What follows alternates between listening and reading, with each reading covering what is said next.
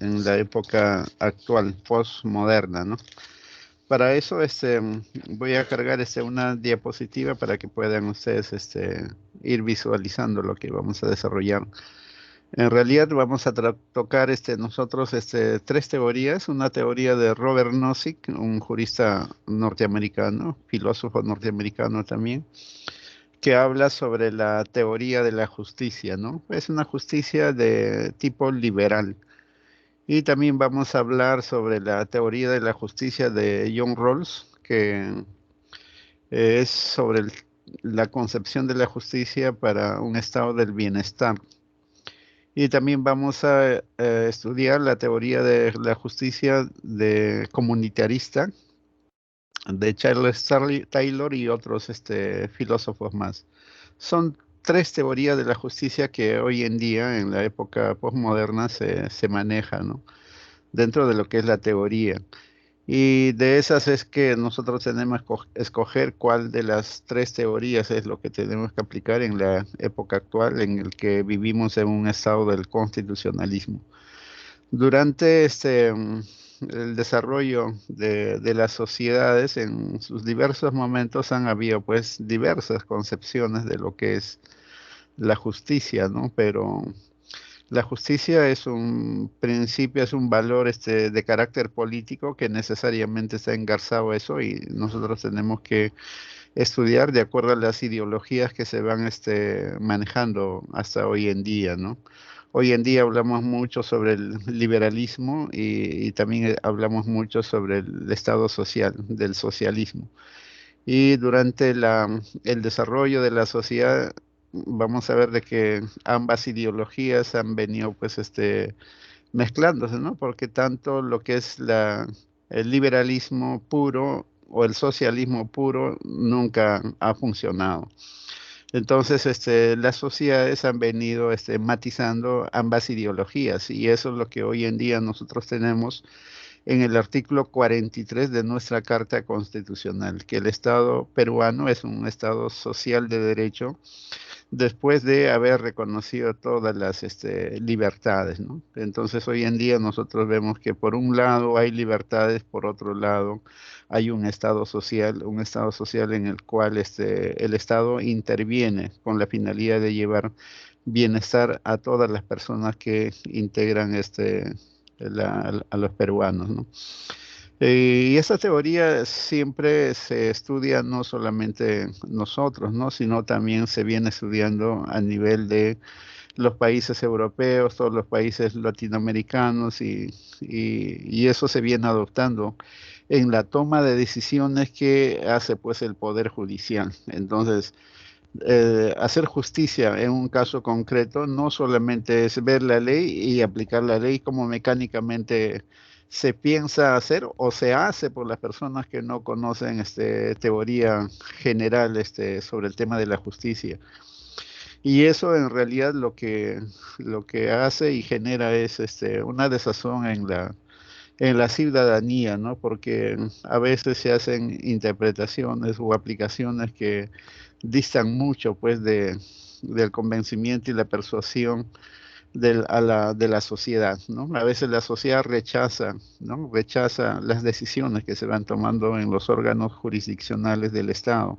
Esto es de que sus decisiones no son razonables y eso hace de que se genere pues una cierta desazón, ¿no? En relación a la ciudadanía.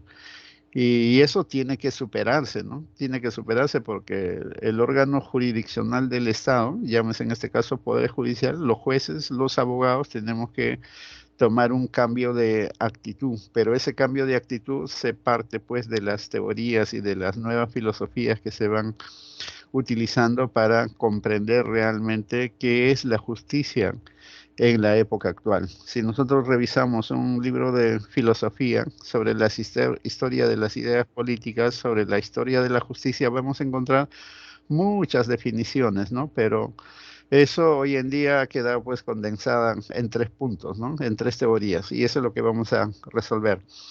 ¿Alguien levantó la mano? ¿Podría intervenir? Hasta mientras subo la diapositiva. ¿Quién levantó la mano? ¿Puede intervenir?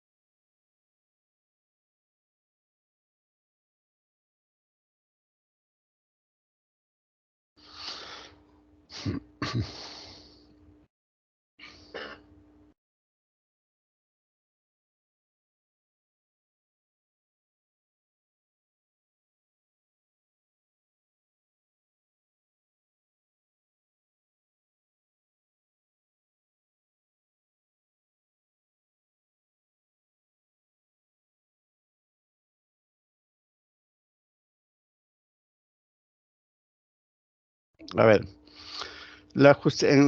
ahí la diapositiva indicamos, ¿no? Las ideologías tales como el liberalismo, el libertarismo y el socialismo tienen un efecto muy importante sobre lo que se piensa que es la justicia y por qué es o no importante. Entonces, estudiar derecho y decir que nosotros estudiamos para hacer justicia no significa solamente como se hace pues a veces en las aulas universitarias, coger el Código Civil, leer y aplicar a un caso concreto, ¿no? La ley que tiene sancionado el Estado en los códigos civiles, códigos penales, la legislación laboral, la legislación francesa, sino tiene que ver mucho con las ideologías que se manejan hoy en día. Para hacer justicia también, en la próxima clase, el día lunes, vamos a nosotros estudiar las ideologías de cómo es que el juez toma una decisión judicial. Si el juez se apega a la ley, si el juez se desvincula de la ley o en todo caso matiza las dos posiciones. Y, esa, po- y ese tema ha sido desarrollado muy bien por Jerzy Robleski. Jerzy Robleski tiene un autor polaco, tiene un libro que se llama El sentido y hecho en el derecho, que es este de acá. Voy a tratar de sacarlo en, ¿cómo se llama? En PDF para enviárselos. Entonces eso lo vamos a desarrollar en la clase que viene. Les voy a enviar la lectura previa para que ustedes lo puedan leer. Pero en el tema esto de la justicia también está involucrado directamente las ideologías, el liberalismo, el libertarismo y el socialismo. Y sabiendo esas ideologías es que nos van a dar mayor visión a cada uno de los operadores jurídicos, llámese abogados, llámese jueces, llámese fiscales, llámese incluso el mismo legislador para entender lo que el derecho es, ¿no? Porque el derecho no es un conglomerado de reglas, sino que éstas responden a determinadas ideologías. Y esas ideologías inmersas en lo que nosotros tenemos que saber para nosotros entender realmente qué es lo que dice el derecho escrito. Y también tenemos que saber eso para nosotros aplicar el derecho escrito que están en las codificaciones. Y al final de cuentas, el legislador, cuando hizo esas normas, también ha tenido en consideración esas ideologías, porque ustedes saben muy bien que el Congreso de la República está pues representado por legisladores que forman parte de determinados partidos políticos y que cada partido político tiene su propia ideología, ¿no? Y esas ideologías son los que hace que el legislador lleve determinadas normativas y sean aprobadas en el Congreso de la República. Un ejemplo claro y concreto de esto es que cuando yo le decía y estudiábamos a Ferdinand Lasalle en las primeras clases, ¿no? Ferdinand Lasalle era muy amigo de Carlos Marx. Carlos Marx tenía una idea un poco revolucionaria, pero que ellos buscaban tomar el poder por las armas para implantar el socialismo, ¿no? Allá en Europa. Pero Fernán Lasalle era también contemporáneo de Carlos Marx, amigo personal de él, y él decía, ¿no? Lo que tú dices está bien sobre el socialismo, ¿no? Pero nosotros, esas ideologías no las vamos a implantar por la fuerza, sino por la democracia, ¿no? Utilizando la democracia. Y es así que ellos forman el Partido Socialdemócrata Alemán y con ese partido es que ingresan a hacer legislación en el Congreso alemán y al final de cuentas se sancionan todas esas ideologías en la Constitución alemana del año 1949. Y esas ideologías y esas normativas han repercutido a nivel del mundo. Entonces, esas cositas es que nosotros tenemos que conocer para realmente entender por qué aparecen las normativas en los sentidos que aparecen en las codificaciones, en las legislaciones. Todos responden a una ideología, todos responden a determinados principios, a determinados valores sobre lo que es lo razonable, etcétera.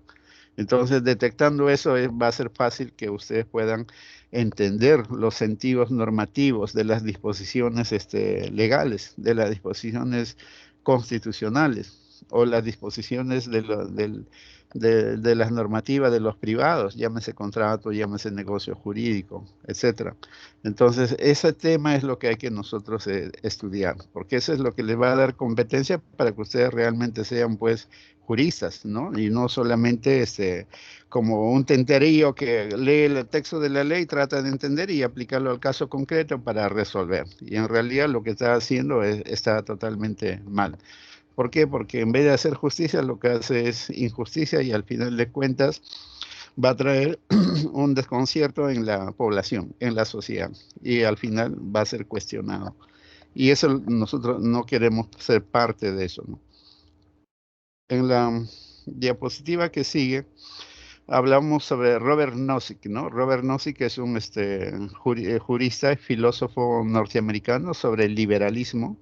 Para el liberalismo o libertarismo, la justicia es una estructura normativa dentro del cual los individuos pueden perseguir sus propios objetivos sin vulnerar los derechos de los demás. O sea, Robert Nozick nos indica de que justicia es el Estado dejar a los individuos en libertad para que utilizando sus competencias puedan desarrollarse individualmente y a la vez desarrollar el grupo humano, el grupo social, ¿no? Entonces es la justicia libertaria o el libertarismo, o sea que forma parte del liberalismo, o sea, darle entera libertad a los individuos para que estos individuos, utilizando sus capacidades, ¿no? Puedan desarrollarse. Entonces el Estado tiene una mínima intervención, una mínima intervención. Si el Estado va a intervenir, solamente va a ser por temas de seguridad, ¿no? Acá dice, la justicia libertaria tiene más que ver con la libertad que con la igualdad, ya que pese a tener un presupuesto fuerte de igualdad formal, no material, por el cual las personas son iguales respecto a igual posesión de derechos idénticos, no sugiere que el ejercicio de estos iguales derechos resulte o debe resultar en algo así como igualdad real de posiciones sociales y económicas. Este es un texto tomado del libro de Robert Nozick, ¿no? Entonces, ustedes tienen que leer ese libro, creo que hay en internet, ¿no? Y pueden ubicar y leerlo.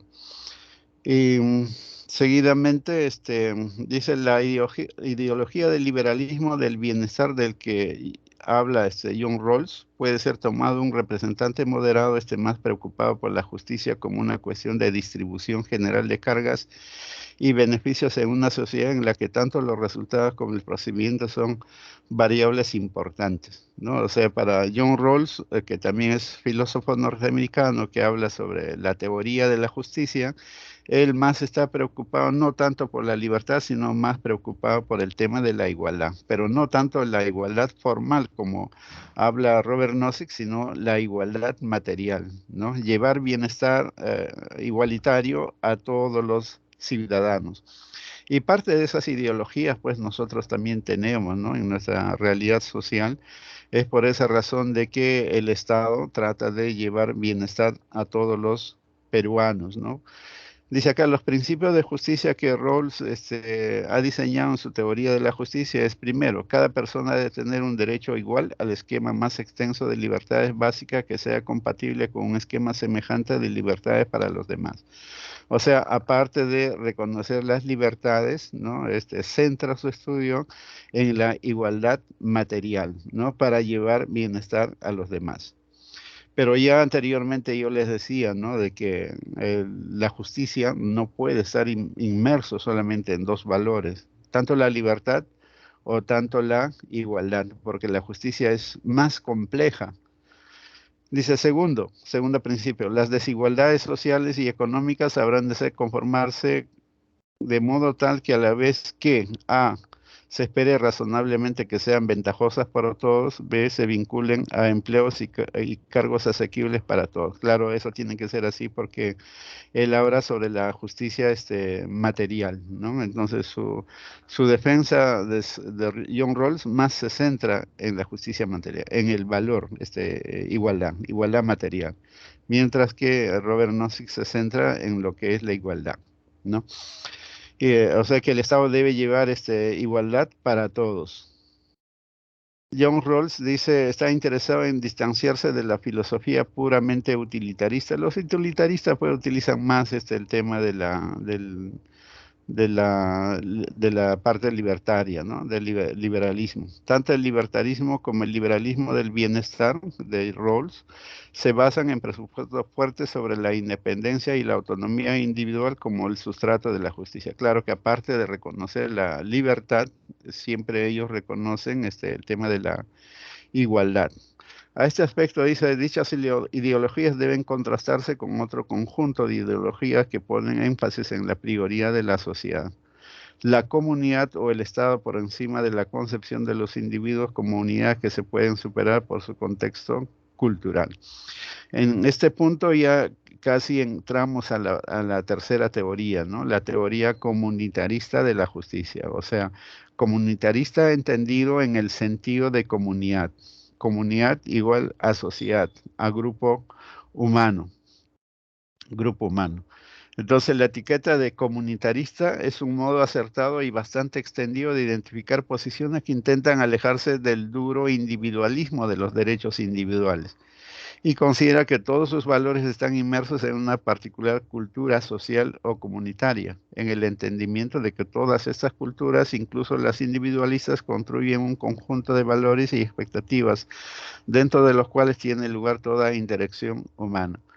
Y aquí nosotros vemos, pues, ¿no? Michael Balzer y Charles Taylor y otros filósofos sobre la teoría de la justicia comunitarista nos indican que no debemos de ver, pues, solamente a la persona individual, sino que esas teorías, esas creencias, esos valores deben ser tomados desde la comunidad, ¿no? Lo que dice la comunidad. Y eso es lo que hoy en día, en la teoría general del derecho, se habla sobre la moral objetiva, ¿no? La moral objetiva, o sea, lo que la sociedad considera correcto. Y eso que la sociedad considera correcto es la verdad relativa que rige hoy en día. Y a eso es que cuando nosotros hablamos de razonabilidad nos referimos, ¿no? Aquello que la sociedad ya estableció consensuadamente que es lo correcto. Entonces, ese tema es muy importante y nosotros ya hemos repasado cuando estudiamos la retórica jurídica. ¿Qué es la retórica jurídica? No es la retórica política, por si acaso, porque la retórica política es inclusive hablar con la mentira, ¿no? Para las falacias, para convencer a la comunidad para que voten por uno, ¿no? E incluso uno miente para eso. Eso no es la retórica jurídica, eso es la retórica política. Pero la retórica jurídica tiene que ver con la verdad, ¿no? Verdad relativa. Y esa verdad relativa es lo que la sociedad considera que es lo correcto para ese momento histórico. Y cuando el juez toma eso para resolver, es que nosotros decimos que el juez está actuando con criterios de razonabilidad, ¿no? Esto no se encuentra así nomás en los cursos de argumentación o en todo caso en los cursos de derecho procesal penal, derecho procesal civil. Se habla de razonabilidad, sí, pero no se define qué es la razonabilidad y no se explica por qué decimos que algo es razonable. No es porque uno utiliza la razón, sino porque utilizando la razón es que la sociedad ha debatido, ¿no? Se ha contradicho, posiciones contradictorias y estas han venido siendo armonizadas y luego se ha llegado pues a un consenso pacífico de reconocer que tales conductas son correctas y que deben ser promovidas. Y eso nosotros hemos indicado que es los valores objetivos de la comunidad. Los valores objetivos de la comunidad que rigen un momento histórico. Entonces, la justicia, según esta visión comunitarista, dice, se refiere al adecuado funcionamiento de un particular tipo de sociedad, de acuerdo a sus propios valores y a su propia visión del mundo, ¿no? Entonces, cuando desarrollamos nosotros a los filósofos del constitucionalismo, ¿no? Hablábamos de Ferdinand Lassalle, hablábamos de Hermann Heller, que habla sobre el tema esto del Estado Social de Derecho, hablábamos de Rudolf Schmidt y hablábamos de Konrad Hess y hablábamos también de Peter Haberli en las primeras clases, en las primeras diapositivas que pasamos, ¿no? Y ellos, ¿qué cosa decían? Que la Constitución, si, no, si solamente contiene lo que es la parte orgánica, es una hoja de papel así, blanco, que no tiene efectividad, no regula nada de la conducta de las personas. Para que esa constitución sea efectiva, tiene que incorporar factores reales de poder. ¿Y factores reales de poder qué cosa era? Lo que piensa, cree, anhela todas las clases, ¿no? De la sociedad, los proletarios en ese entonces, ¿no? Que saca su libro Ferdinand Lassalle, la clase proletaria, la clase burguesa, ¿no? La clase política, la clase religiosa, ¿no? Y todos los diferentes estamentos de la sociedad. Y Ferdinand Lassalle, no, Ferdinand Lassalle, pues efectivamente es lo que indica de estos factores reales de poder. Y Rudolf Schmidt es la que dice, ¿no? De que eso es la moral objetiva. Y esa moral es que se debe incorporar en la Constitución. Y da su teoría de la integración, que la Constitución debe estar integrado de esos valores. Y que con Rangel dice de que debe darse una fuerza normativa a esa Constitución. Y Peter Haberly viene y redondea la idea y dice, ¿no? De que aquello es la cultura de una sociedad. Y si es la cultura de una sociedad, todos estamos llamados a su cumplimiento, ¿no? Entonces, ahí engarza pues todas las teorías del constitucionalismo, las teorías de la justicia, y con esa visión es que ustedes tienen que leer los textos legales. Solamente así es que ustedes van a entender realmente qué es el constitucionalismo, qué es la justicia y cómo se aplica el derecho para hacer justicia en los casos concretos. Y con eso es que ustedes van a leer la ley y entender realmente cuáles son las normas que se desprenden de los textos legales, cómo es que se tiene que integrar, ¿no? Los vacíos normativos que se van generando y cómo es que se va a crear nuevo derecho a partir de esa legislación ya existente, haciendo una labor de interpretación. Entonces, en ese caso, en esta situación, ustedes van a ser pues personas que van a innovar, ¿no? El derecho existente. Y esa es la gran tarea que les corresponde hacer a ustedes, que son las nuevas generaciones de promociones de abogados que van a salir de la universidad y deben salir bien preparados para que puedan afrontar, ¿no? Con éxito lo que estamos hablando, porque si no, siempre vamos a seguir hablando de que hay crisis en el Poder Judicial.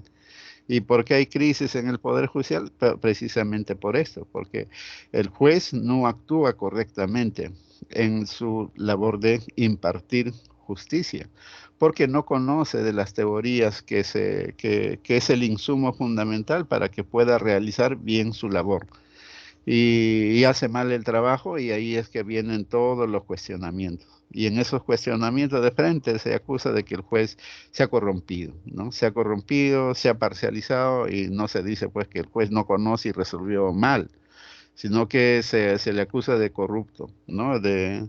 Y eso perjudica la imagen del Poder Judicial y eso se contagia a la labor de los abogados y por esa razón de que aquellas personas a que nos dedicamos a la labor jurídica, un poco hemos sido menospreciados ahí por la sociedad, lo que no pasaba antiguamente, ¿no? Pero hoy en día sí, la imagen de los abogados, de los jueces ha caído, ha decaído bastante. Y eso ustedes tienen que revertir esa situación y solamente es trabajando correctamente, trabajando bien. Pero ¿cómo van a trabajar bien? No solamente leyendo una ley y pretendiendo aplicar a los casos concretos, sino que tienen que utilizar las teorías Y con esas teorías es que les va a dar luz a ustedes para que puedan interpretar correctamente, integrar correctamente y crear nuevo derecho, ¿no? Un nuevo derecho más justo, más adecuado para las sociedades que tengan que ver con lo que es lo correcto. Y lo correcto no es lo que diga el juez o lo que diga el abogado o lo que diga el jurista, sino es lo que decimos todos. Y todos lo decimos en forma consensuada, después de un diálogo, después de un debate, después de una discusión saludable. Y al final nos convencemos y establecemos un estatus en el cual todo es aceptable. Y es aceptable es que todos usamos, ¿no? Los abogados, los jueces, y a eso es lo que nosotros decimos verdad material, perdón, verdad relativa. Y eso es lo que nosotros decimos que eso es lo razonable. Claro que eso nunca va a ser para toda la vida, sino que como la sociedad evoluciona, durará pues unos 5, 10, 15 años hasta que vengan nuevas teorías y nos convenzan de que eso es lo mejor. En ese caso cambiaremos de estos criterios y asumiremos los nuevos en el entendido de que es para mejorar el derecho existente. Si tienen alguna pregunta, alguna intervención, pueden interrumpir, levantar la mano para dialogar, debatir y dar sus puntos de vista o en todo caso hacer algunas aclaraciones. Dice la diapositiva, en un Estado constitucional cuyo contenido es valores y principios morales y políticos, la filosofía que da sustento a la teoría de la justicia es la filosofía comunitarista de la justicia. Esto es que los principios de justicia son generados desde la misma comunidad, a lo que nosotros llamamos la moral. No la moral individual, sino la moral social, la moral objetiva que rige en un momento histórico, ¿no? Entonces, si nosotros decimos que justicia es que vivenciar los valores que surgen de la comunidad después de un debate en el cual se genera un consenso y se establecen las reglas de lo que es lo correcto, entonces, si eso mismo está en la constitución política del Estado, nosotros cuando demos una lectura a las cláusulas genéricas que aparecen de la Constitución, que son los valores, ¿no? Libertad, igualdad, solidaridad, Estado social, democracia, etcétera, son valores abiertos. Entonces a eso hay que darle contenido. Hay que determinar su contenido esencial y ese contenido esencial lo vamos a nosotros dar sobre el tema esto de los principios morales que aparecen pues emanados de la comunidad, ¿no? Entonces, los valores morales que surgen de la comunidad. Con eso es que nosotros tenemos que detectar cuál es el contenido esencial. Y cuando yo detecto ese contenido esencial, va a ser recibido pacíficamente por los miembros de la comunidad jurídica o social, porque esas reglas han sido generadas en ese ámbito, ¿no? Entonces son razonables, ¿no? Son razonables y van a ser recibidas pacíficamente y van a ser cumplidas. Porque si no es así, va a ser lo contrario. Es más, dice, no es suficiente los dos criterios de justicia esbozados por Rawls, ya que el hombre y las sociedades obtengan su pleno desarrollo, se requiere de un gran número de principios de justicia generados por la moral, los mismos que serán aplicados de acuerdo al caso concreto mediante concretización y o ponderación de dichos principios constitucionales o morales identificados como principios tácitos, ¿no? Y ese trabajo ya nosotros hemos hecho en las clases anteriores, ¿no? Cuando desarrollamos a Neil McCormick, ¿no? La integración, teoría de la integración, tanto de la parte moral como de la parte lógica como la parte jurídica y la moral, ¿no? Y también la ponderación, hicimos a Robert Alexi, más o menos para ver cómo es que se pondera los principios que entran en contradicción para resolver un caso concreto. Entonces, ese es el tema, ¿no? O sea, hoy en día la teoría comunitarista de la justicia está pues en boga. Entonces, no vaya a ser que como la clase anterior, un chico viene y dice, ¿no? Que no lo veo en las clases que a menudo concurren, ¿no? Que yo soy positivista, que hago esto, lo otro, y yo creo que el trabajo que va a realizar él no va a ser pues un trabajo adecuado. Es por esa razón que ustedes deben participar en clase. Yo solamente veo 34 participantes hoy día, ¿no? Y va por ahí, ¿no? Los lunes igual, los sábados igual, a pesar de que hay más de 140 participantes. Entonces ellos vienen y opinan con lo que ellos tienen, ¿no?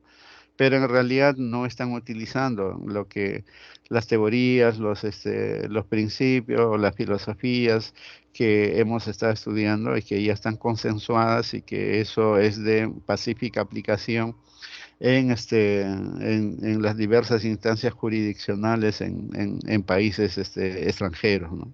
En Europa uno ve esto, los temas de aplicación del derecho adecuados a este tipo de teorías y es por esa razón de que ustedes también tienen que conocerlo y aplicarlo, ¿no? Porque si no es así, sencillamente la labor que realiza pues un abogado es la labor que realiza un tinterillo, ¿no? Un tinterillo, ¿qué hace? Lee la norma, trata de entender de acuerdo a su concepción rudimentaria que tiene y de acuerdo a eso lo entiende, interpreta y lo aplica. Y eso no es propio de un jurista, un jurista que como ustedes que están trabajando 6 años de preparación y después van a seguir de repente con su maestría, su doctorado, y para realizar lo que realiza un tinterillo, ¿no? Y eso no es lo adecuado y no es correcto. Y lo que va a generar es que la universidad quede mal y también ustedes mismos queden mal y los docentes que hemos participado también queden mal. Entonces tienen que ustedes sacar cara por su universidad, por sus docentes y por ustedes mismos, que demuestren que ustedes saben más de lo que de repente enseñan en otras universidades. Y este tema es recurrente en muchas universidades, ¿no? Por decir, en San Marcos pasa igualito. No se enseña mucho estas temáticas, porque yo he enseñado varios años este razonamiento y argumentación judicial, los chicos están en otro tema, ¿no? No entienden, pero poco a poco con las lecturas, con las clases que se le van dando, van comprendiendo y cambiando de actitud y asumiendo nuevos derroteros para un mejor desarrollo de su actividad profesional. Alguien levantó la mano. Si desea preguntar, pregunte. ¿Quién levantó la mano? ¿Puede preguntar? Estamos en una clase donde tiene que ser participativo. Si no están de acuerdo, digan no estoy de acuerdo. Y si quieren agregar algo, agreguen algo. Y si quieren más explicación, pidan más explicación sobre determinados puntos. O den su criterio personal y yo ya les he enviado ya a ustedes el tema esto de la filosofía, ¿no? De cómo ustedes tienen que ser participativos, como los chicos de, de los alumnos de Michael Balser, ¿no? Que todos participan y acá todos son mudos y eso no puede ser. Sé por gusto les he enviado esos videos porque no veo la intervención de ustedes. No sé si estarán ahí o no estarán ahí. Lamentablemente en temas esto de la enseñanza virtual es un poco difícil, ¿no? No es como las clases presenciales. En las clases presenciales el docente hace participar bastante a los alumnos porque estamos en contacto directo y en la clase virtual a veces no se da esa facilidad. La justicia en un Estado constitucional, lo que les estaba hablando, ¿no? Estas ideas fueron, alguien levanta la mano y después apaga, no sé quién es. Estas ideas fueron tomadas de Rudolf Schmidt para formular su teoría de que la Constitución debe ser compuesta por principios, valores. Conrad Hess, que le dio fuerza normativa, ya lo habíamos dicho eso, repetimos, dijo que la Constitución representa la cultura de un país, de una nación. En consecuencia, esa Constitución está llamada a ser aplicada por todos, ¿no? Y reconocida.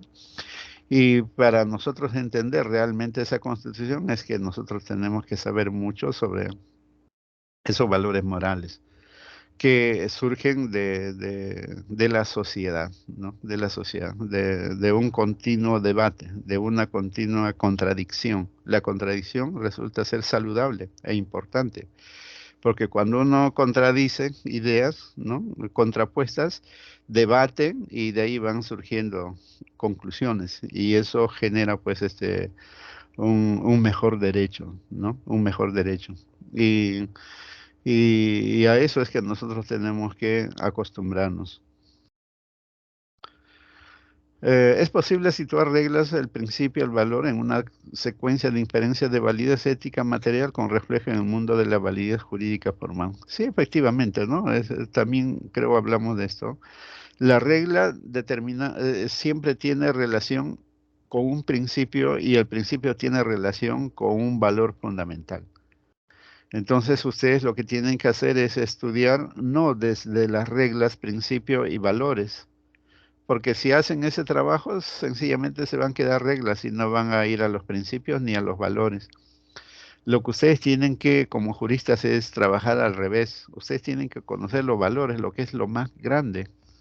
Y ese valor grande genera determinados principios. Y cada uno de esos principios genera reglas específicas. Entonces, cuando vienen de lo más a lo menos, ustedes van a ver rápidamente que algunas reglas no se compatibilizan con los principios ni los valores, sino que más bien los contradicen. En consecuencia, el Poder Judicial que tiene la facultad, la potestad de hacer control difuso, aparta, ¿no? Aparta y lo inaplica. Mientras que el Tribunal Constitucional, que viene de los valores, baja los principios, ¿no? Y llega a las reglas y ve que esa regla contradice al principio y a los valores, y lo que va a hacer es declararla inconstitucional, ¿no? Declararla inconstitucional.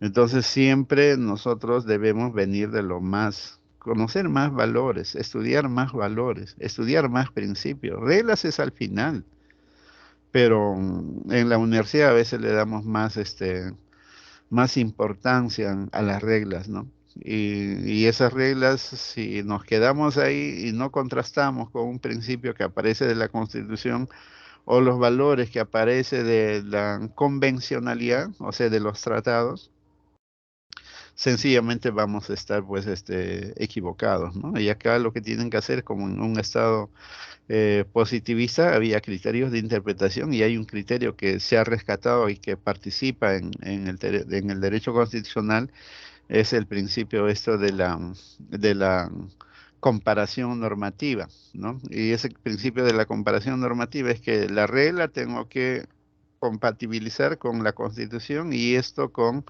la, la, la convencionalidad, los tratados, ¿no?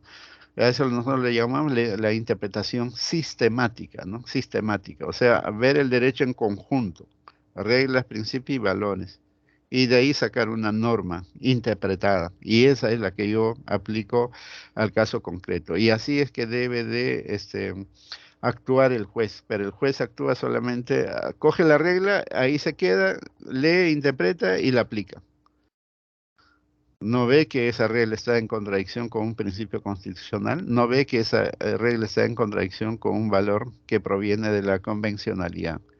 Y eso hace de que uno genere equivocaciones, que cuando uno apela o cuando uno recurre al tribunal, o a veces el tribunal mismo se ha equivocado en muchos casos, Tribunal Constitucional, recién la Corte Interamericana de San José de Costa Rica ha declarado cuál es el derecho que en este caso debe ser aplicada, dejando sin efecto sentencias constitucionales, disponiendo que se anulen normativas enteras, ¿no? Del Estado peruano y se haga una nueva normativa acorde con esos principios.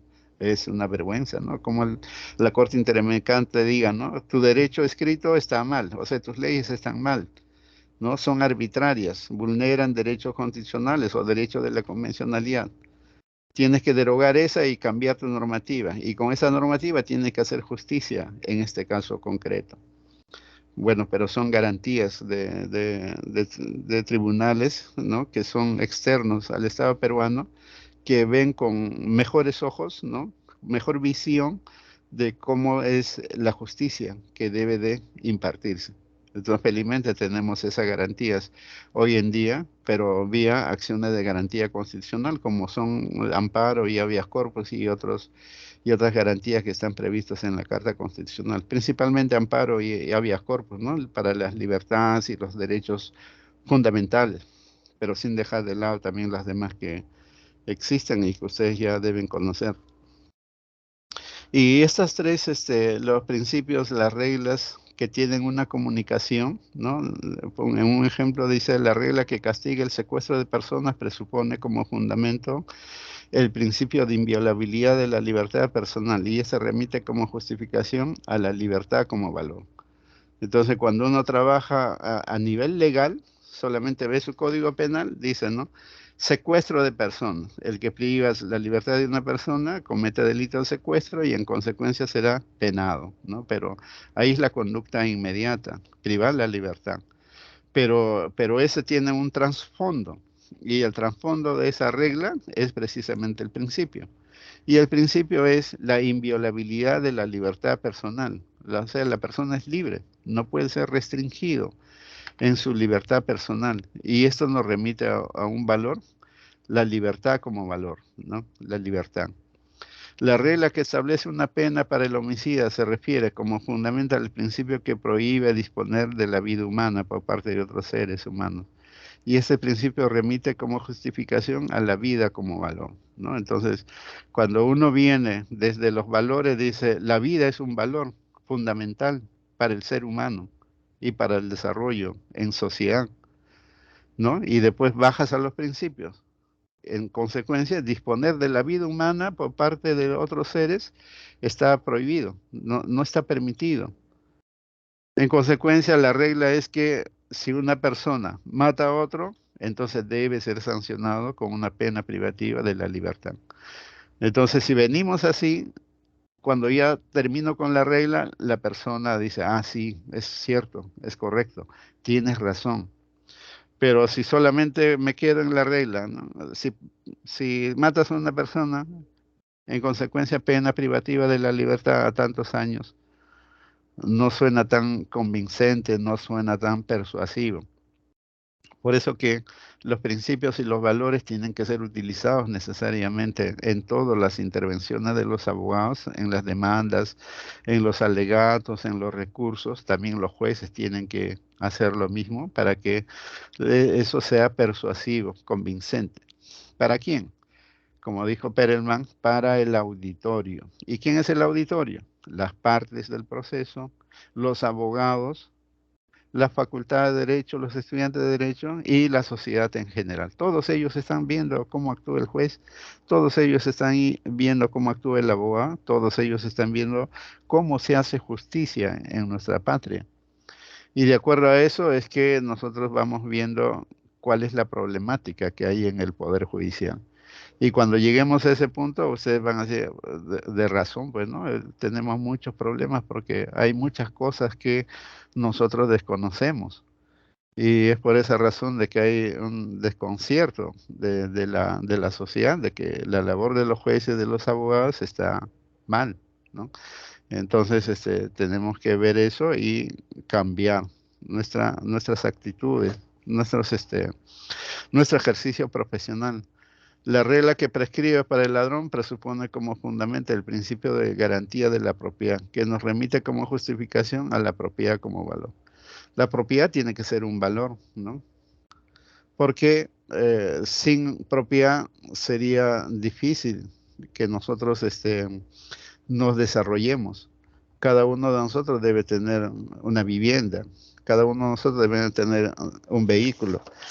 Debemos tener diversas cosas para con ellos desarrollarnos, ¿no? Por decir, ustedes como abogados o estudiantes tienen sus libros, tienen su computadora o su laptop, porque con eso es que ustedes leen, lecturan, hacen sus trabajos, sus investigaciones, estudian, escuchan clase, participan, etcétera, etcétera.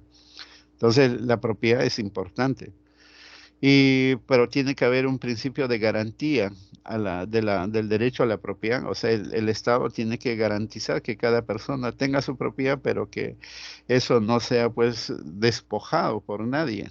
¿no? Salvo que para casos de necesidad o interés social, como es el caso de la expropiación. Si yo tengo un terrenito, pero por ahí cerca pasa la Panamericana, pero es angosto, entonces, y hay mucho tráfico en horas punta, claro que hoy en día hora punta es todo el día, entonces hay que expropiar el terreno que está contigo, la Panamericana, ¿para qué? Para hacerlo un poco más ancho y que pueda haber un tráfico fluido. Y eso genera pues un bienestar para muchas personas, ¿no? Entonces hay que sacrificar a ese propietario. Teoría del utilitarismo, ¿no? Lo que, no sé, con ustedes creo hablamos sobre eso. Sí, claro, del video de Michael Balzer que les envié. Teoría del utilitarismo, pero para no perjudicarlo hay que pagarle sus daños y perjuicios y también el valor del terreno, ¿no? El valor del terreno.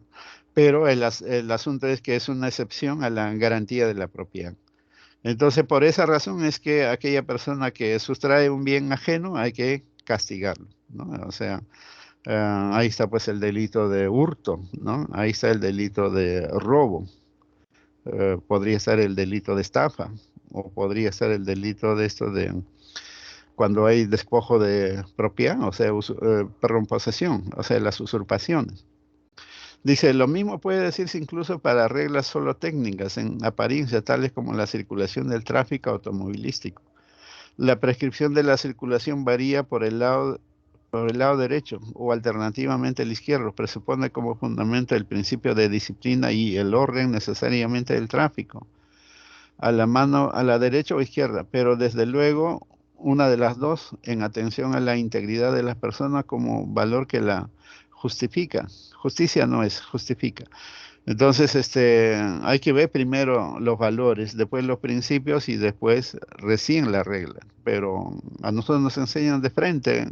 A ver, código civil, código penal, código penal. De ahí ir al trasfondo de los principios, de los valores que fundamentan precisamente esas reglas, a veces no llegamos, ¿no? No llegamos a entender, no lo vemos. Entonces, nos volvemos positivistas y muchos indican que soy positivista, ¿no? Pero en realidad está equivocado.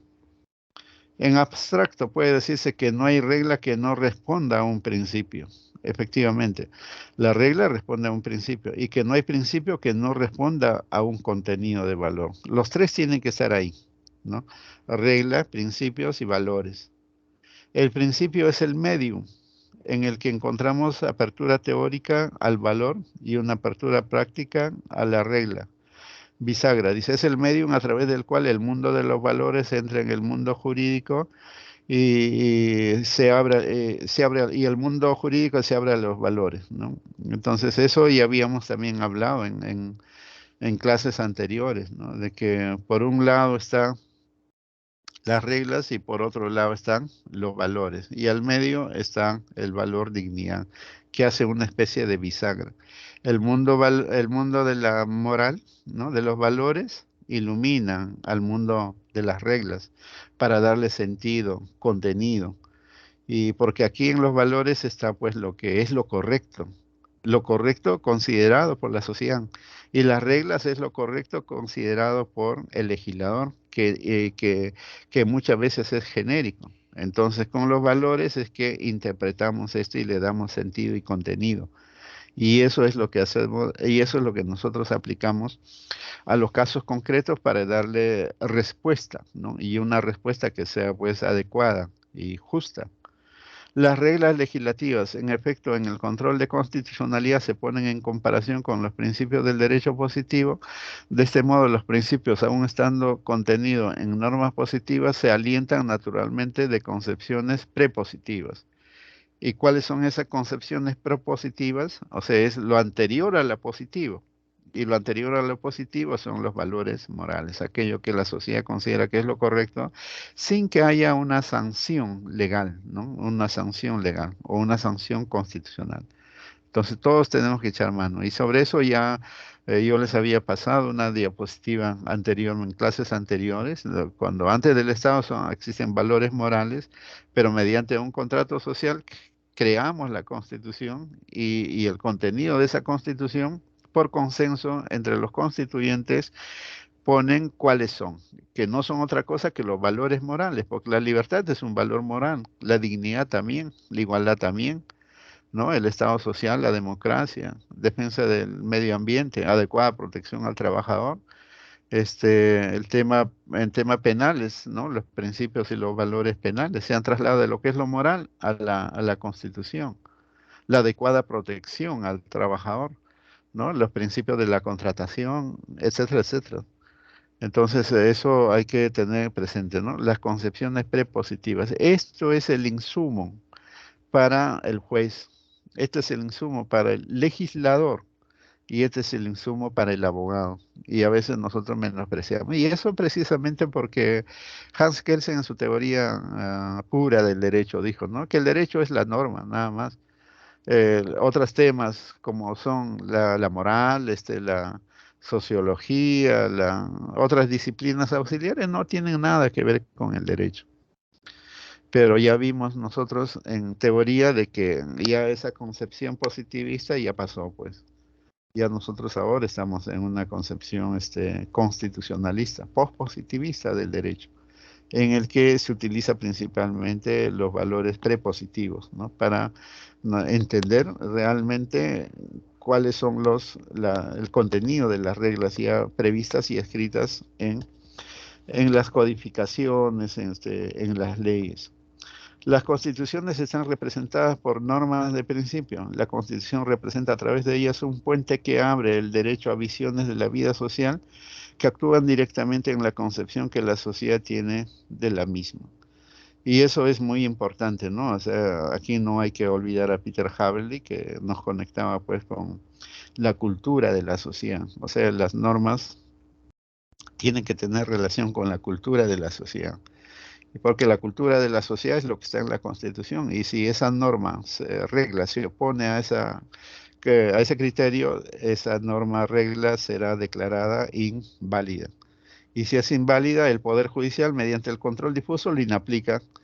Y el Tribunal Constitucional, mediante la acción de inconstitucionalidad, lo declara nula, ¿no? Esa es la consecuencia. Todas las normas y principios se expresan mediante conceptos abiertos, ¿sí? Porque nos dicen libertad, igualdad, Estado social, democracia es muy abierto, ¿no? Que tiene mucho contenido y lo vamos a interpretar a través de los criterios morales. Esta distinción entre conceptos y concepciones de los conceptos es fundamental para comprender la naturaleza de los principios. Así, los conceptos de dignidad humana, vida, libertad, justicia social, etcétera. Este contexto más amplio es el de los hechos y el de las dinámicas culturales que hacen de fondo, en las que pese a que todos los intentos de separación, el derecho se encuentra inevitablemente su alimento y de las que dependen de última instancia. De ahí que el trámite de los principios se incluye el derecho contenido, en el derecho contenido tales prepositivos de los que dependen no solo la interpretación, sino también la validez del derecho positivo. Entonces ahí está pues la necesidad de saber los contenidos prepositivos, la importancia de estos para la validez del derecho positivo. Entonces, ¿cuáles son los criterios que le dan validez al derecho positivo? Es precisamente las concepciones prepositivas, o sea, los valores morales. Y a veces este es lo que se dice en teoría y también que debe ser practicado en la realidad por los jueces, los abogados, pero lamentablemente no entienden y se cierran en el positivismo y que con eso pretenden que lo que dijo el legislador es lo correcto y no es así porque no tiene criterios de razonabilidad, ¿no? Y al final de cuentas, en vez de hacer justicia, lo que hacemos nosotros es una injusticia, ¿no? Y a veces por eso la ciudadanía a veces a veces nos convence de que cuando pasan por el Palacio de Justicia indican, ¿no? Que esto no es Palacio de Justicia, sino es el Palacio de la Injusticia. Entonces esos temas tienen que ser revertidos por una labor que ustedes tienen que aportar en algo de su formación profesional y su ejercicio que se tiene que realizar más adelante. Bueno, esas son algunas diapositivas que había hecho sobre este tema de la teoría de la justicia, ¿no? Recapitulando, diríamos pues de que hay tres teorías en la época actual de la posmodernidad sobre la teoría de la justicia. Uno de Robert Nozick, que nos habla sobre la justicia libertaria y que nos indica que justicia es dar amplia libertad a los ciudadanos y que el Estado no se entrometa mucho, porque cada uno tiene su propia potencialidad y puede desarrollar. Entonces el Estado debe intervenir solamente con la finalidad de resguardar los derechos fundamentales de la persona. Y el otro tema es de Robert John Rawls, ¿no? Teoría de John Rawls, teoría de la justicia, que indica un acento más en la igualdad material. O sea, llevar bienestar a todos los individuos.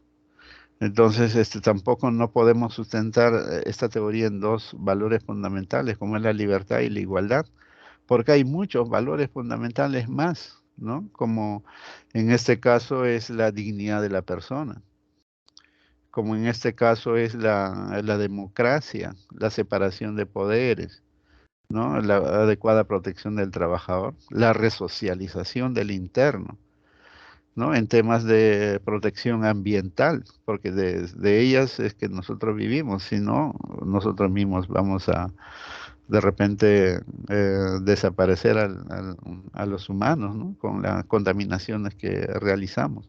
Entonces todo eso son principios y muchos principios, por eso que de acuerdo al desarrollo y los cambios sociales van a ir surgiendo muchos otros valores, muchos otros principios, porque por esa razón es que existe el artículo tercero de la Constitución Política del Estado, que indica que los derechos que contiene esta Constitución Política del Estado no son los únicos, sino que la persona tiene muchos más derechos que provienen de la dignidad de la persona humana, ¿no? Entonces, por esa razón es que figurativamente se ponen, ¿no?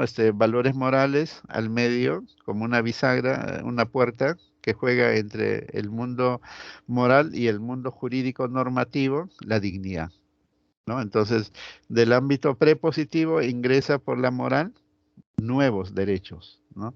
Y esos nuevos derechos van a ser considerados por las autoridades, pues que están facultadas para eso, ¿no? Que es el Tribunal Constitucional, que es el Poder Judicial. Entonces, esta concepción hoy en día pues es casi pacífico, ¿no? Pero no obstante eso se desconoce y lamentablemente en la docencia se viene todavía dando una enseñanza positivista del derecho, ¿no? Entonces hay que ir un poquito más allá y dar mejor visión a los estudiantes para que puedan comprender realmente cómo funciona pues la mecánica del derecho. Por esa razón es que también le dije de que el derecho es como si fuese la punta del iceberg, ¿no? Y eso nos enseñan en la universidad y eso es lo que conocemos. Pero el derecho no solamente es la punta del iceberg, sino también lo que está debajo del nivel del mar, que es más grande que la punta del iceberg. Y precisamente esos son los fundamentos de la ciencia jurídica, ¿no? Es la multidisciplinariedad del derecho. Conociendo eso es que nosotros conocemos la parte normativa correctamente. Si no es así, sencillamente no vamos a entender la parte normativa. Y todas estas teorías van a eso, apuntan a eso, todos confluyen. Entonces, ¿por qué nos encerramos en un positivismo? ¿Y por qué no vemos la otra parte? Y el constitucionalismo nos exige, así como está en la Constitución hoy en día, de derechos fundamentales, de conceptos abiertos, conceptos generales de las cuales nosotros podemos obtener mucha normativa, nos exige, ¿no? Solamente utilizando esos criterios prepositivos, valores morales, es que nosotros podemos darle mayor contenido, mayor sentido, Ahora, determinar los contenidos esenciales de los derechos fundamentales. No es que el contenido esencial del derecho fundamental lo establezca el Tribunal Constitucional, sino la misma sociedad lo establece. Lo que el tribunal hace es coger y dice, esto es el contenido esencial. Y para todos los derechos que tenemos no hay mucho contenido esencial, porque nuestro Tribunal Constitucional no genera labor creativa, ¿no? Porque ellos son partícipes del constitucionalismo positivista, no son partícipes del constitucionalismo moralista, ¿no? O sea, la parte prepositiva no lo toman en consideración porque piensan de que aplicar los valores es aplicar los valores morales individuales de los individuos. No, cuando yo hablo de valores morales es los colectivos, o sea, lo que la sociedad establece. Esa es una cosa distinta. Y esa confusión trae, pues, porque en los libros, cuando uno ve introducción a la ciencia jurídica, hablar de moral es hablar de moral individual. ¿Moral social aparece? No aparece. Entonces, pero cuando uno lee filosofía sobre estos temas, hay muchos textos que hablan sobre esto. Y los constitucionalistas actuales hablan sobre eso, de valores objetivos, valores morales, valores sociales, no los individuales de las que habla Emmanuel Kant. Entonces hay que aclarar ese punto. Aclarando ese punto es que vemos otra dimensión, ¿no? Y con esa dimensión es que nosotros vamos a trabajar mejor. Vamos a cumplir con el rol que nos corresponde, ¿no? Algunas personas, algunos asesores que trabajan en el Congreso de la República trabajan con eso, ¿no? Porque el congresista no, a veces no sabe nada de eso porque no son gente especializada en derecho, ¿no? Se dedican a otros quehaceres porque candidatearon, votaron, ingresó, pero de ahí convertirse pues a un jurista, ¿no? No, y a un legislador, como debe ser, no lo es, dista mucho. Pero el asesor debe conocer. Conozco algunos asesores que sí saben de esto, ¿no? O sea, que para hacer una ley tiene que actuar con todos estos materiales. Y si no es así, sencillamente el trabajo es malo. Y el juez también tiene esa misma labor, porque el juez hace la misma labor que el legislador, sino que las normas lo dan a través de la jurisprudencia, mientras que el legislador las normas lo da a través de la ley, ¿no? Entonces tenemos el mismo trabajo y los abogados participamos directamente en eso, ¿no? Pero si no conocemos estas teorías, y los abogados mismos que participemos, no vamos a dar ningún aporte. Y eso se ve en los escritos judiciales, ¿no? Cuando uno presenta un escrito judicial, demanda, amparo mi demanda en el artículo tal, artículo tal, artículo tal, Código Civil o Código Penal o Código Legislación Laboral o Legislación Comercial. Pero no hay mayor desarrollo. Eso es actuar positivistamente, sí. Entonces, siempre los casos se van a presentar no conforme aparece del texto de la ley. Siempre va a necesitar algún insumo adicional más, porque siempre van a haber contradicciones, siempre van a haber vacíos, incoherencias. Entonces ahí el juez tiene que sacar una normativa específica para ese caso. Y ahí es lo que nosotros tenemos que ver su labor creativa. Y eso se va a trasladar a la jurisprudencia, para que en otros casos similares sea resuelto de igual forma. Pero de repente, si hay criterios mejores, entonces esa jurisprudencia va a ser corregida con otras respuestas. Y además que, como le decía, que la sociedad cambia, evoluciona, de repente esa jurisprudencia valga de acá a 5 años. Pero después la jurisprudencia va a cambiar porque ya se adecua a nuevos cambios en la sociedad. Entonces, nosotros tenemos que estar en seguimiento de eso, ¿no? Entonces, solamente así ustedes serán, pues, buenos profesionales, porque interpretan correctamente la ley, integran correctamente la ley y, crean también el derecho mejor, ¿no? Mejores reglas, mejores jurisprudencias. Entonces, la labor de cada uno de nosotros, pues, será, reconocida, ¿no? Viendo desde el ámbito profesional de los abogados, de los jueces, ¿no? O los profesionales del derecho en general. Es con esa finalidad que hemos dado esta clase sobre la teoría de la justicia, cómo es que un juez debe decidir en los casos. No solamente el juez, sino también el mismo legislador. Y eso va a hacer que el trabajo que se desarrolla sea mucho mejor, mucho más aceptable, ¿no? Y que lo que se ha resuelto se acerque más a los criterios de justicia. Acercarse más a los criterios de justicia es que la norma, lo resuelto tiene que apegarse a la ley, pero si en caso haya vacíos, contradicciones, incoherencias, tiene que apegarse más a los valores sociales. Y con eso tendremos una aceptación y habrá pues un cambio de concepción en relación a los profesionales del derecho en general. ¿Tienen alguna pregunta que realizar, señores? A ver, hay una mano levantada, Mendoza Alban. Tiene la palabra, señor Mendoza. Eh, Doctor, buenas noches. ¿Cómo está? Eh, Buenas noches. Escuché sobre el tema de control difuso que tocó brevemente en la clase y mi pregunta va por ahí, ¿no? ¿Qué sucede si un juez inaplica el control difuso? ¿Qué mecanismo procesal o qué recurso válido tendría para reclamar la inaplicación del control difuso? ¿Sería en vía de un amparo o existe otro más idóneo para reclamar, doctor? Sí, efectivamente es una acción de amparo, porque los demás acciones, hay más acciones, ¿no? Pero un habeas corpus está para las libertades individuales. Una acción de cumplimiento es para un acto administrativo que dispone algo y la autoridad no lo cumple. Una acción popular es cuando hay una incompatibilidad entre una norma inferior a la ley con la Constitución. Una acción de inconstitucionalidad cuando una ley contradice la Constitución.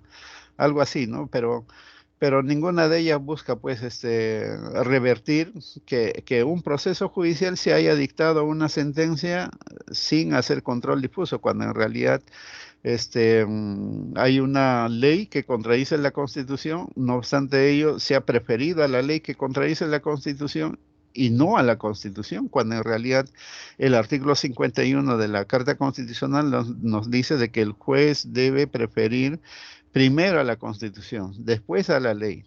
Y si hay contradicción entre una ley y una norma de inferior jerarquía, debe preferir a la Constitución y no a la norma de inferior jerarquía. Ese es el principio de la supremacía, ¿no? Supremacía constitucional. Entonces, según un caso concreto, el juez debió de hacer control difuso y no lo hizo, significa que no le está dando adecuado tutela judicial y se está vulnerando el derecho al debido proceso. Entonces, esos son dos principios que se hacen llegar mediante vía acción de amparo para revertir esa decisión judicial. Entonces, en la acción de amparo, ya sea el Poder Judicial mismo, pero el Poder Judicial no, nunca quiere contradecir a los jueces supremos, ¿no? O nunca quiere contradecir a los mismos integrantes del Poder Judicial, siempre dicen improcedente, improcedente, cualquier argumento te ponen y salen. Entonces recién cuando vamos al Tribunal Constitucional, vía agravio constitucional, el tribunal revisa realmente. A ver, ¿cómo es el caso? Acá se ha alegado de que la ley que se ha aplicado vulnera la Constitución, pero acá la han considerado en última instancia en el Poder Judicial como que es compatible a la Constitución. Y el justiciable está alegando de que como es incompatible debió ser inaplicada. Y al no habérsele inaplicado y aplicado la Constitución, se le está privando a su tutela judicial efectiva y a las normas del debido proceso, porque las normas del debido proceso nos indican pues que hay que aplicar las normas que establecen la Carta Constitucional. Y una vez revisado se detecta eso, el efecto va a ser que lo declaren nula la resolución suprema y van a disponer que se emita nueva decisión, ¿no? Pero haciendo control difuso. Y el Poder Judicial ya tiene varias sentencias, también el Tribunal Constitucional, indicando cuáles son los presupuestos que tienen que tenerse para hacer control difuso, ¿no? Entonces, utilizando esas reglas es que nuevamente el Tribunal, perdón, el Poder Judicial tendrá que emitir nueva decisión para darle una adecuada tutela judicial efectiva. La tutela judicial efectiva tiene pues tres aspectos, ¿no? Que uno es derecho de acción, todos tenemos derecho a recurrir a la justicia. Y el otro es de que todo pedido en el ámbito jurisdiccional debe ser adecuada al derecho vigente. Y en este caso, el derecho vigente nos dice de que tiene que hacerse el control difuso, pero no lo hicieron. Y el tercer aspecto es que una vez que salga una resolución, tengo derecho a que se ejecute, ¿no? Tres aspectos básicos sobre la tutela judicial efectiva y el debido proceso. Y un debido proceso, si se vulnera, es que la decisión de fondo es injusto. Entonces, el debido proceso dice que el proceso tiene que ser justo para que lo decidido sea justo. Si el debido proceso está bien, entonces la sentencia de fondo tiene que respetarse. Pero si el debido proceso está mal, lo decidido también está mal. Entonces tiene que revertirse nuevamente, tiene que rehacerse nuevamente. Entonces, la labor del Tribunal Constitucional en las acciones de amparo, cuando hay vulneración de derechos constitucionales, como es el de la tutela y el debido proceso, es nulificar la sentencia y dispone que se emita nueva sentencia de acuerdo a las consideraciones que dispone el tribunal. Y el tribunal en este caso dirá, pues mira, has aplicado una norma que es contraria a la Constitución dice otra cosa y tu norma dice otra cosa y has preferido la norma legal en vez de Constitución. Entonces tienes que corregir tu fallo. Entonces ya entendí el mensaje, cuando regresa el expediente a la Corte Suprema, la Suprema tendrá que hacer control difuso. Ese es el mecanismo, señor alumno. Gracias, doctor. Doctor, ¿se podría una pregunta más, por favor? ¿No le escucho un poquito más fuerte? Gracias. No sé, le pregunto si podría hacer otra pregunta, por favor. Ah, claro, sí, estamos en ronda de preguntas. Pregunten todo si es posible para ir aclarando varios puntos, ¿no? Pero ustedes Eh, no preguntan. bueno, usted dijo que el Tribunal Constitucional debería resolver con criterios de valores y principios, ¿no?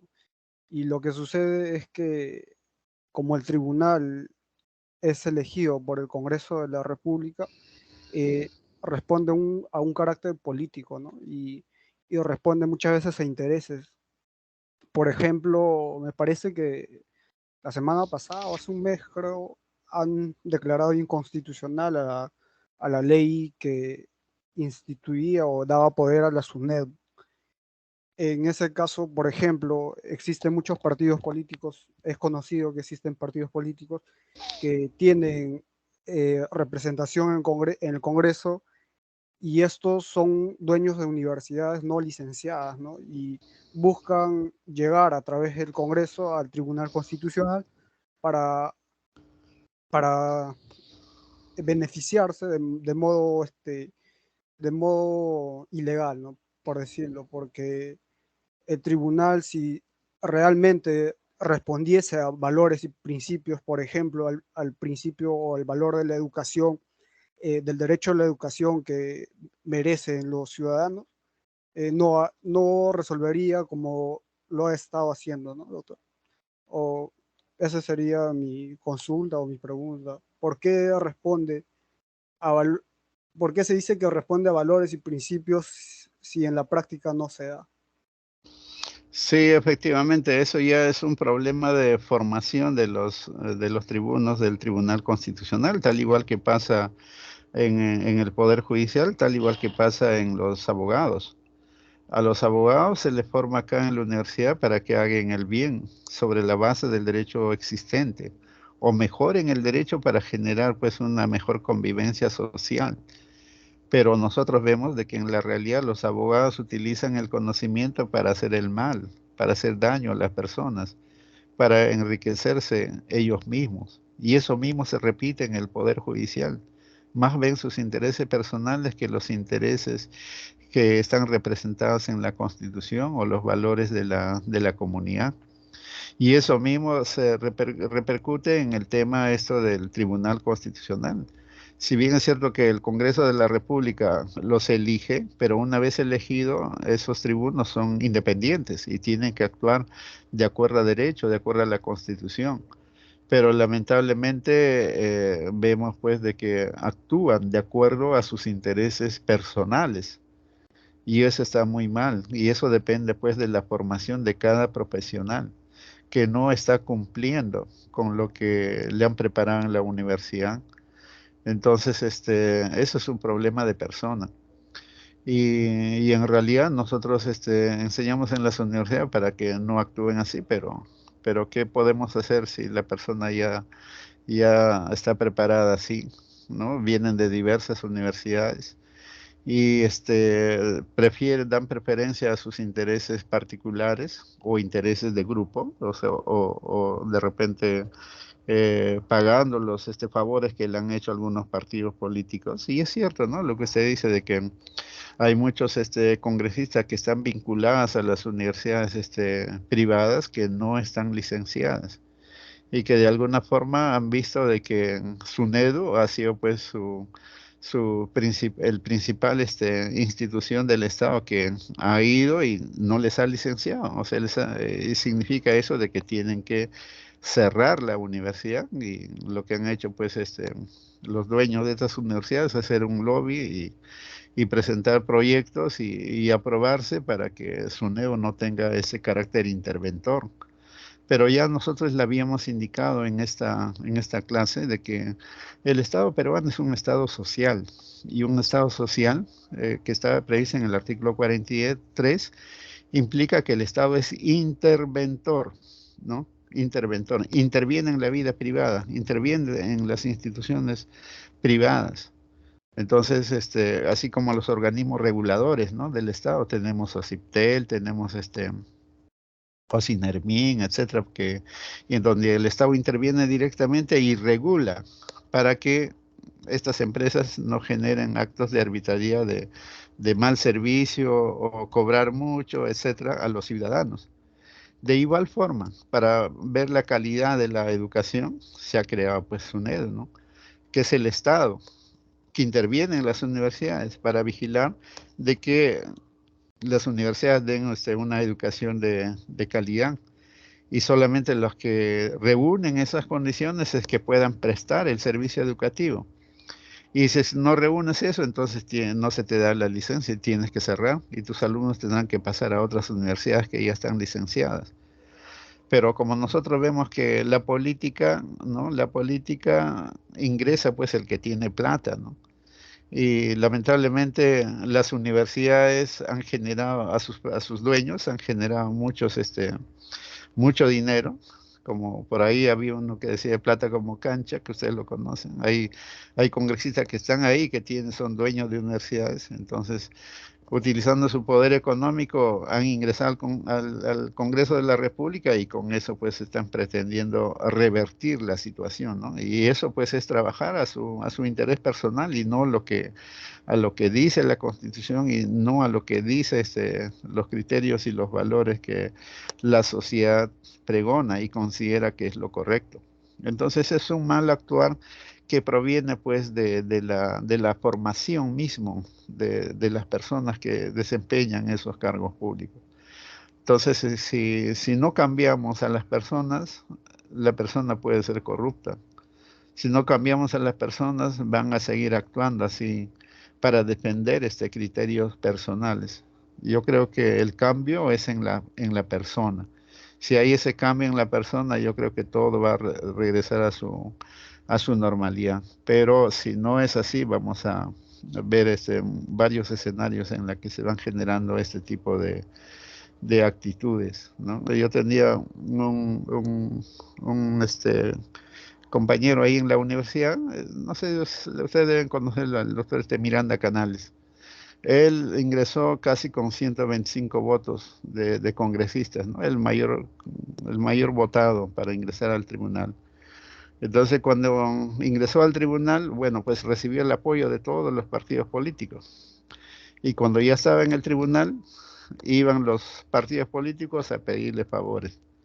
Entonces él les decía, ¿no? Está bien que me has elegido, yo ya estoy en el cargo, Pero en el cargo, yo como magistrado del Tribunal Constitucional soy autónomo e independiente y voy a resolver de acuerdo a los criterios de constitucionalidad, de legalidad y lo que es lo justo. Y los apartaba, ¿no? Entonces, ese tipo de profesionales es que necesitamos con una entereza moral, de formación, y eso viene pues de familia, ¿no? Desde abajo, viene de colegio, viene de universidad, y que cuando lleguen a esos cargos van a actuar correctamente. Pero si no tienen esa formación, lamentablemente se van a prestar a lo que estamos nosotros observando y a lo que usted está mencionando en su comentario. Entonces es un problema de formación de la persona. Porque una persona formada correctamente, que tenga valores desde casa, desde colegio, desde universidad, y en su ejercicio profesional se va a comportar como tal. Pero si no tiene eso, va a hacer lo que está haciendo.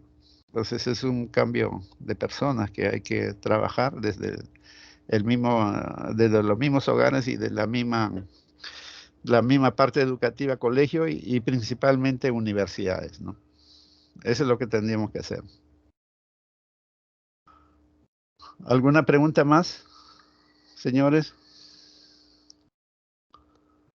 Por favor, pregunten, porque las preguntas de los exámenes van a venir de todo esto, porque estoy viendo de que solamente vienen poca cantidad de personas y ya estoy viendo de que los que no vienen, intervienen, hablan cosas que nosotros no hemos dicho y no hemos enseñado. Después no vayan a arrepentirse al final. Porque la clase es para que vengan, para que intervengan, para que pregunten, pidan aclaraciones, debatan, discutan, etcétera. Señores, ¿no hay preguntas? Bueno, buenas noches con todos. Hasta la próxima clase. López,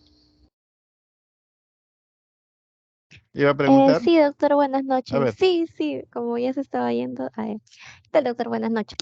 Sí, con respecto a lo que usted estaba comentando, realmente es bastante verdadero todo lo que usted comenta y lo que comentó el compañero con la politización del Tribunal Constitucional. Algo que yo, pues, más que quizás preguntar, era como un tipo de aporte, consulta, era respecto a ese problema que se tiene que los jueces del Poder Judicial inaplican o no aplican lo que es el control difuso. Ese es un tema que se ve mucho en el Tribunal Constitucional, en el cual se vienen casos o llegan casos donde el Poder Judicial sigue aún ahora renuente a la aplicación del control difuso, a pesar de, como usted lo mencionó, la Constitución lo dice, la norma dice que el juez tiene el deber de aplicar el control difuso para evitar que se llegue al Tribunal Constitucional y se llene de casos. Y pues como bien sabemos, muchas veces los casos del Tribunal Constitucional se demoran mucho tiempo, hay bastante carga procesal y esto hace pues que en este caso de cierta manera sea culpa del Poder Judicial por no aplicar el control difuso. Yo considero que nosotros como pues estudiantes de derecho debemos tener bastante en claro que a pesar de que seamos penalistas, civilistas, hasta los que estamos dentro de lo que es la administración pública, derecho administrativo, de cierta manera tenemos que tener muy en cuenta la aplicación de solamente normas que no contravengan la Constitución y pues entre todos velar por la supremacía constitucional. No sé usted qué puede decir al respecto sobre esto, porque no es la primera vez que yo escucho que el Poder Judicial no le gusta hacer control difuso. Ya es un problema que he venido escuchando de otros docentes, a jefes míos que me dicen en forma de queja, no, no, sino que al Poder Judicial no le gusta aplicar la Constitución, no les gusta el derecho constitucional. mire, yo considero de que no es que no les guste, sino lo que pasa es que no saben hacer este control difuso. Ese es el tema. O sea, yo considero que es más bien ignorancia. Porque para hacer control difuso uno tiene que conocer mucho sobre derecho constitucional. Y de qué forma una norma que contradice al texto constitucional tiene que hacer el control difuso e inaplicarlo, ¿no? porque los magistrados, así como vemos, por las edades que tienen ellos en la Corte Suprema, hablamos de la máxima instancia, Corte Suprema, ¿no? No de jueces de inferior rango, porque los que deben hacer control son los de arriba. Claro que también los de abajo lo hacen, pero en menor proporción. Entonces, es por problema de formación. Estos jueces son un poco más de edad que yo, o algunos de repente por ahí. Como yo le decía en otras clases a los alumnos, cuando yo estudié Derecho Constitucional allá en la Universidad Nacional Mayor de San Marcos, me enseñaron a mí solamente la parte orgánica de la Constitución, que Constitución solamente pues es el Estado, sus fines, su competencia, cuáles son los órganos constituidos, etcétera, ¿no? Pero no tanto de derechos fundamentales. No me enseñaron derechos fundamentales, no me enseñaron la doble dimensión que les he conversado, no me enseñaron sobre los valores, ¿no? Los valores jurídicos, los valores morales, nada de eso. Y se entendía que la ley es la norma, y en realidad la ley no es la norma, la ley es la ley escrita, dada por el Congreso, pero la norma lo da el intérprete. O sea, todas esas cosas no nos enseñaron. Entonces hay muchos magistrados del tribunal que siguen todavía ahí, que nunca llevaron pues maestría, nunca hicieron doctorado, nunca se han capacitado. Entonces hay mucho desconocimiento, porque ya les conté de que había muchos problemas en el tema esto de la nulidad de sentencias que daba el TC, tanto de la parte penal como de la parte civil, y hubo pues un problemón cuando se enfrentaron los del juez del Tribunal Constitucional con los del Poder Judicial. Y, y ahí es que el Poder Judicial contrató pues a varios docentes de españoles que vinieron a capacitarlos en temas de argumentación, razonamiento, motivación, y de las cuales recién han hecho un cambio. Y esa parte es lo que deben hacer de repente, una capacitación en temas de derecho constitucional. A ellos, ¿quién les capacita? Los capacita la Academia de la Magistratura.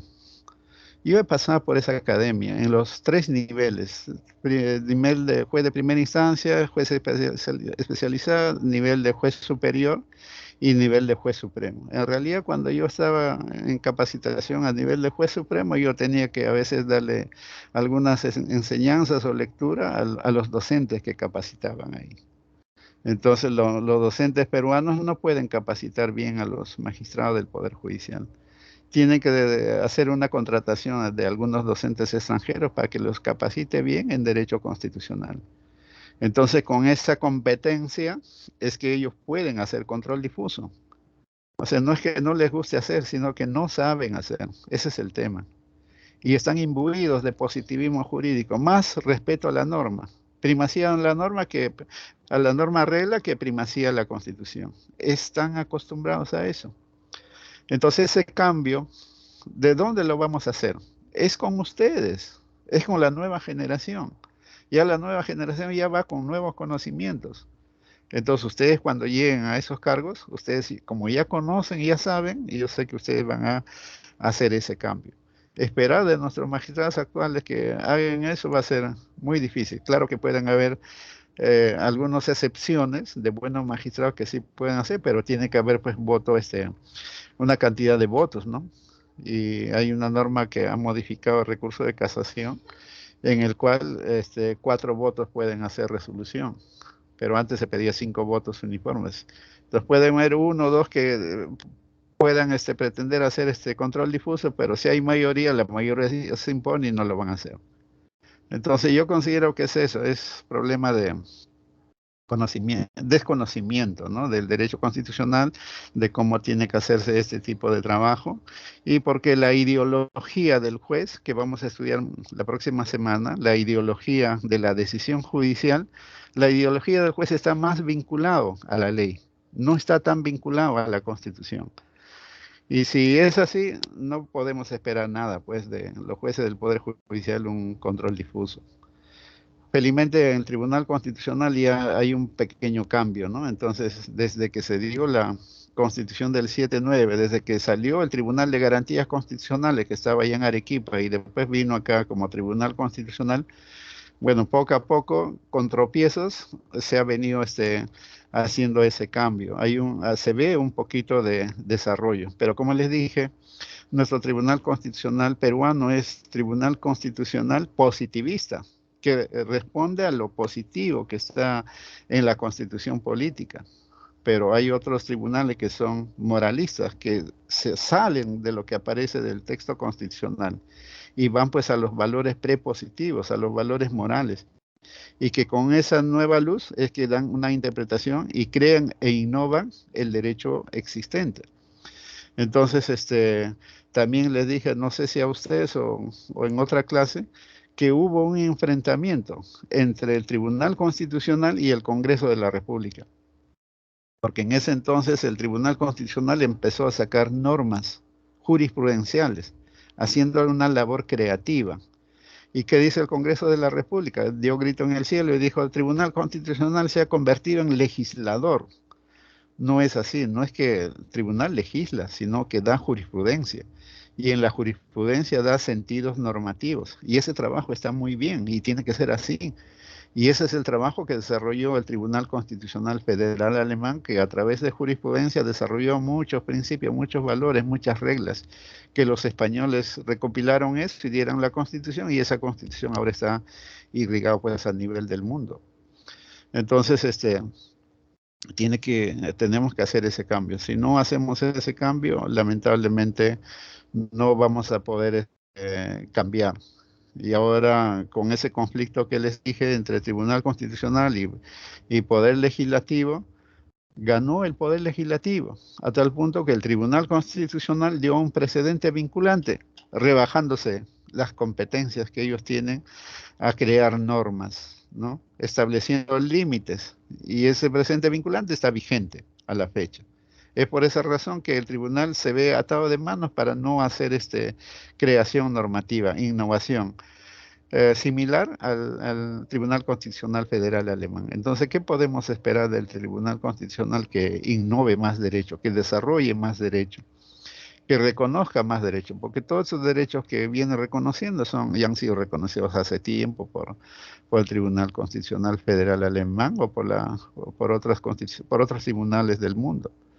No son algo creativo de nosotros, ¿no? Entonces nos falta, porque el tribunal es positivista, no es moralista. Entonces, un tribunal constitucional moralista es reclamado por muchos juristas, como la talla de Robert Alexi, ¿no? Carlos Santiago Nino y muchos otros más. Entonces hay que dar paso a eso, sino que en la teoría general hay mucha confusión. Cuando uno habla de moral, piensa que es moral individual, la moral del juez o la moral del abogado. Y que si hago eso es que la sentencia es subjetiva. O sea, es lo que piensa un sujeto.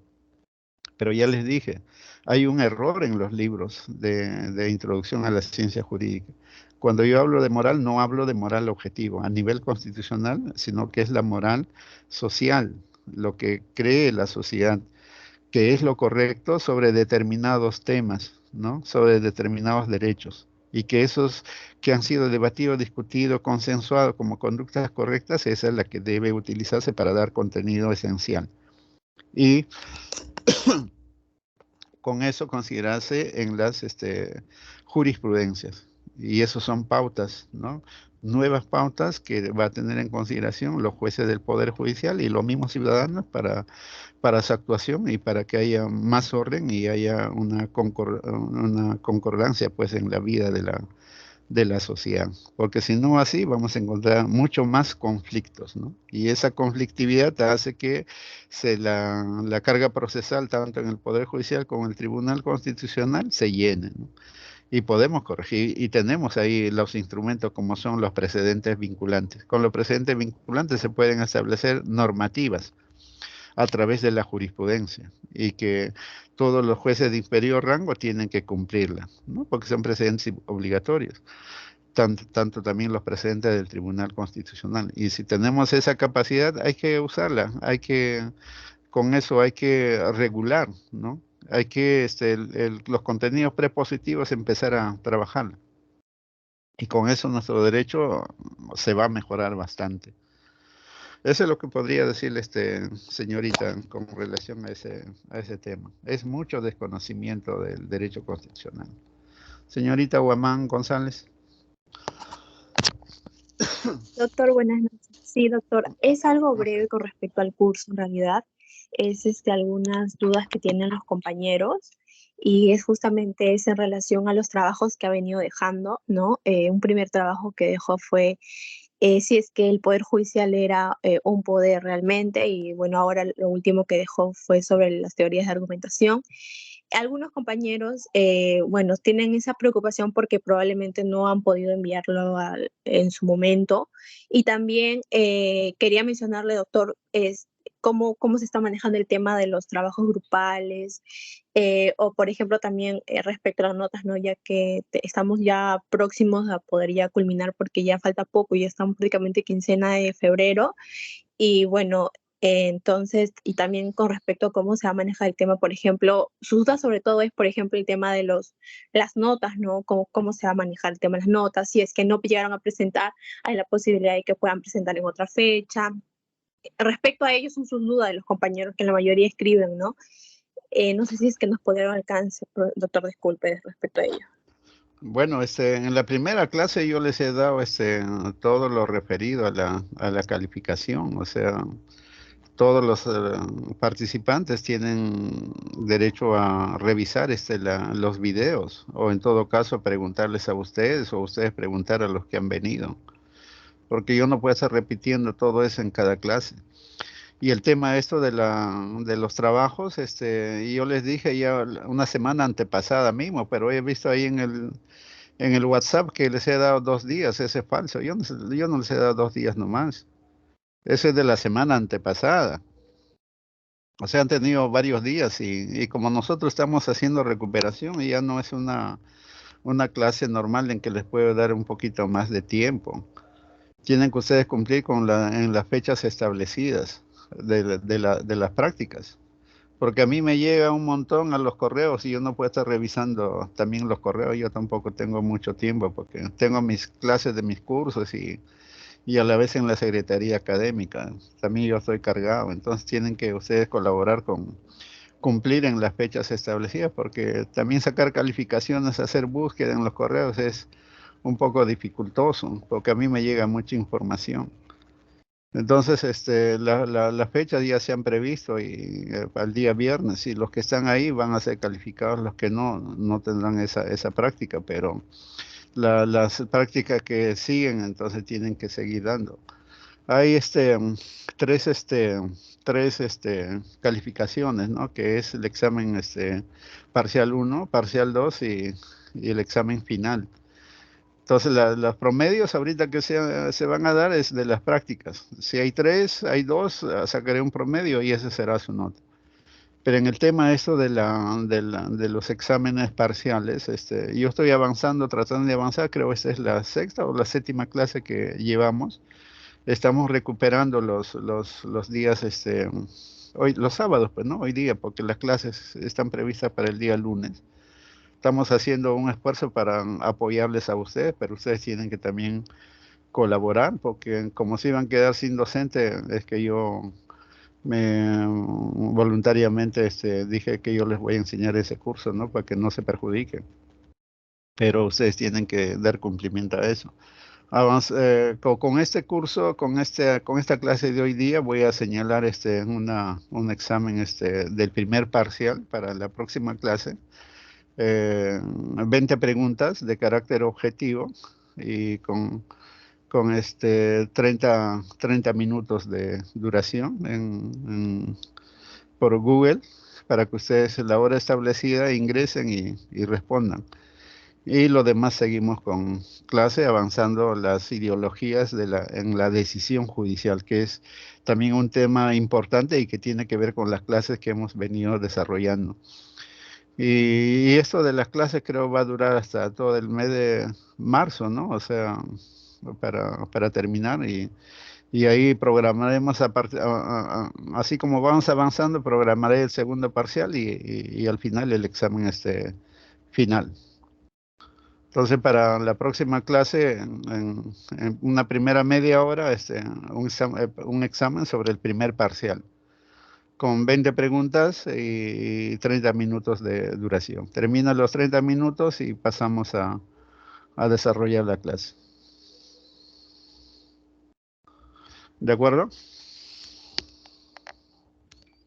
Doctor, disculpe, respecto al examen, cuando mencionan la siguiente clase, ¿es el día lunes o el día sábado?